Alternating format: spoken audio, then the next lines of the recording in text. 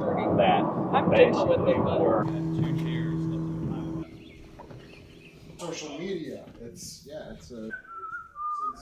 It sounds like a well-oiled machine. Mic check, mic check, mic. Are you filming this? Yeah. Yep. Pretty crazy. You don't know what to believe. The Secretary of Interior. Ahoy! Tim NesSmith with the USS KIDD Veterans Museum. We are in Houma, Louisiana at Thomas E. Marine Constructors in Drydocked number 6. This is the USS KIDD behind me, DD661, undergoing her spa day. And for our latest dry dock update, we're going to be talking about the redecking up on the forecastle, the redecking on the 01 level around where the quad 40s were and elsewhere. We're going to be updating you on the status of the camouflage being applied, measure 32D, to the superstructure. We are going to be talking about the fiberglassing of our propeller shafts. And last but not least, USS Cass and Young latched on to something we said in a previous dry dock. We're going to show you how we make the snaking, and we're going to pass that information on to the Cass and Young so that they can do the same thing for themselves. All coming up next. So if you've been watching a while, you know that we redecked the entire fantail of the ship, bringing it from the stern all the way forward to the aftmost K guns. And Thomas E. is such a great partner because they still had steel left over, they still had labor hours left over, and they said, are there any other spots left on the ship where you know where it's thin, where we could go ahead and use this and make her better than the bare minimum? And so we had some thin spots up here on the forecastle, on the bow, and as you can see, they have gone from side to side and replaced the steel between the anchor windlass and mount 51, and they pulled off the chocks, they pulled up the stanchions, they pulled up the waterway board, replaced the waterway board, replaced the decking underneath it, replaced the scuppers. They even cut out the forecastle hatch and put the new steel in, and then replaced all of these little bits and pieces, and now she's nice and solid up on the bow. So we are on the 01 level around midships. We're right where the quad 40s would be sitting. We had some thin spots on the decking right above the passageway where you move forward underneath the quad 40s. The little deck house is kind of split. You got new steel put in right here in a thin spot, new steel over here, new steel farther back on the port side, and back roughly the same area on the aft part of the port side. And all of this was taken care of, rust treated, scraped and everything by Boy Scout Troop 136 in Baton Rouge 2-3 years ago, just to stop the corrosions, rust treated and everything, but the steel was too far gone, it was too thin. So since we had extra steel, we had extra labor hours, Thomas C. went ahead and replaced it for us.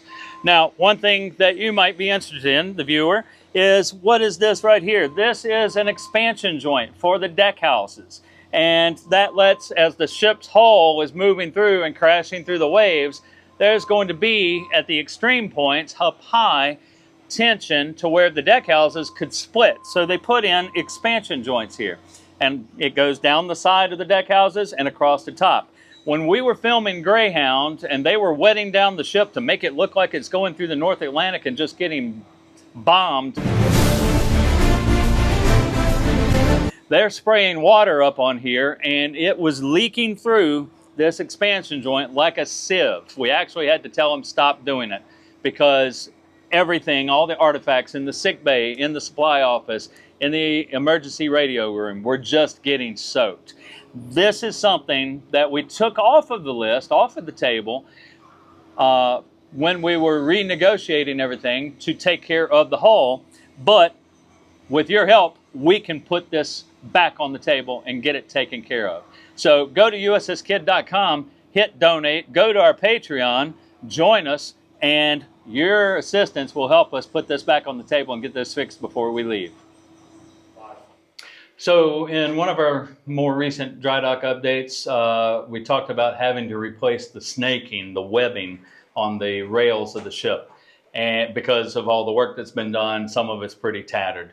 So our friends at the Cass & Young reached out to us, Buzz Smith, and said, hey, we need to do the same thing. How do you make yours? You mentioned that you made yours. So we're going to give you a quick little demonstration. We're in the handling room for gun mount 52. We're on the main deck level. And this one, since it's interior and there's no way to walk through it, this has become a workshop over the years and a storage space. And we have, to make the snaking, a pegboard. Unfortunately, it's got nails and not wooden pegs, so we're going to adapt it a little bit later on. But this is something that we use to make the snaking with. You can see the pattern is kind of laid out.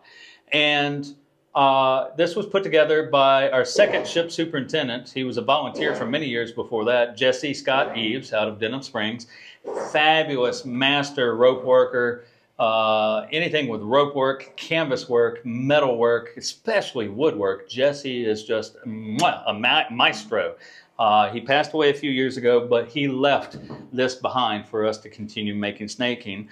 And unfortunately, I didn't get to work with him when he was doing it, but Jesse left behind some very self-explanatory pieces that explains the logic behind what he was doing.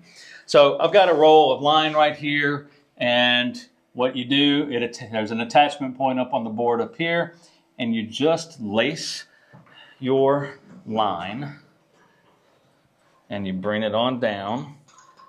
And one of the reasons that I want to redo this is because the nails have been bent over the years, and they don't line up 100% properly. So every time you hit the end of the board and the bottom of the board, you loop around to the next available nail and you circle up, as you see right here. And you keep unspooling, and eventually what you're going to end up doing is making a 7-foot section of snaking. And once you get it done, you're going to use hog rings, which is cheating because back in the day, the guys on the ship took tarred twine and they tied all this stuff together. They did not use hog rings, but this is and see, it's very easy to miss your mark and go in the wrong direction. So you have to take your time. I've gotten, when I'm doing it on a regular basis, I can get it a section, 7-foot section done in about 10 to 15 minutes, but there will be times where I will completely screw it up, have to pull it all off and relace it. And that way, that's very frustrating. So, but this is what goes on the sides of the ship, on the railings, to keep you from falling off. And when Greyhound was here, there was a huge debate about our snaking and whether or not we even had it on in World War II. Some of the film's producers were thinking that this was a museum mod and that they did not have this in World War II. But David Coatsworth, with the production, asked me about it. I pulled pictures for him, showed it to him, and he went to bat and said, this is accurate, the ship is accurate. The only thing that has changed is that the museum moved the snaking from the middle rail, the middle cable, all the way up to the top cable. And the logic for that was there were no children on board in World War II, and little kids can slip over that snaking if it goes down all the way up to the middle rail. So for safety purposes, modern day safety purposes, we moved it up to the center rail. And as you can see now, I've got a complete set of snaking, except when it falls loose because I haven't secured it yet. So let's secure it just real quick for a second.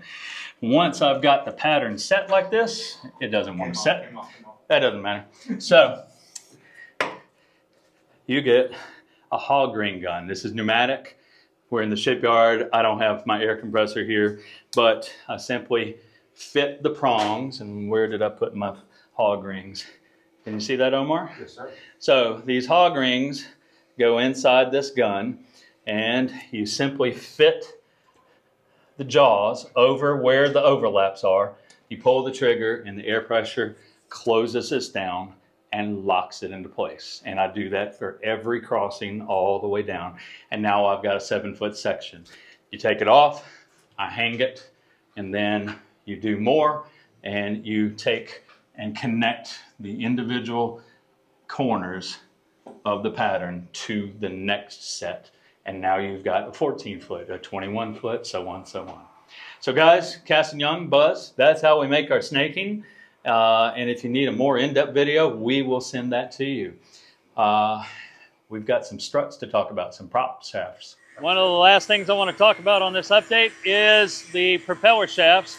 They have come through now, Thomas E., and fiberglassed the shaft going forward. You saw in a previous update where they sealed in the fairings. Well, now they're fiberglassing the prop shaft. The old fiberglass that had been put on when she was decommissioned has worn away, so they went ahead and removed the rest of it, put new fiberglass over the steel, and now they're going to come along and behind it and paint it, and it'll be good as new. And this shaft will be protected for a long time. And no, we're not reactivating the engines. We're not turning the prop shafts. We're not turning the props. Those engines will never turn again because NAVC forbids firing up the plants. But we've talked about that in the comments plenty. I'm not going to go over it anymore. What I am going to tell you about is you can help us make the KIDD better than the bare minimum. You can go to USSKIDD.com and donate. And we've got a new member on the team, Omar, and he has set us up on Patreon. So if you want to see some exclusive content that we took earlier that is not in this Drydocked update, go to our Patreon. There's 3 levels. There is boot camp, there is duty station, and there is battle stations. And each one, I think it's $5, $10, $15 levels, and you pick your own level, and that gets you exclusive content, and that money helps us repair what is not in the basic contract. We're not kicking the can down the road. We're taking care of everything we possibly can for the next generation of ship keepers so they don't turn around and go, NesSmith, you screwed me over. So remember, USSKIDD.com, Patreon, all the stuff is in the description below. Check it out. And remember, like, share, subscribe, and thank you all for your support. We're almost there. Help us get to the finish line. Thank you.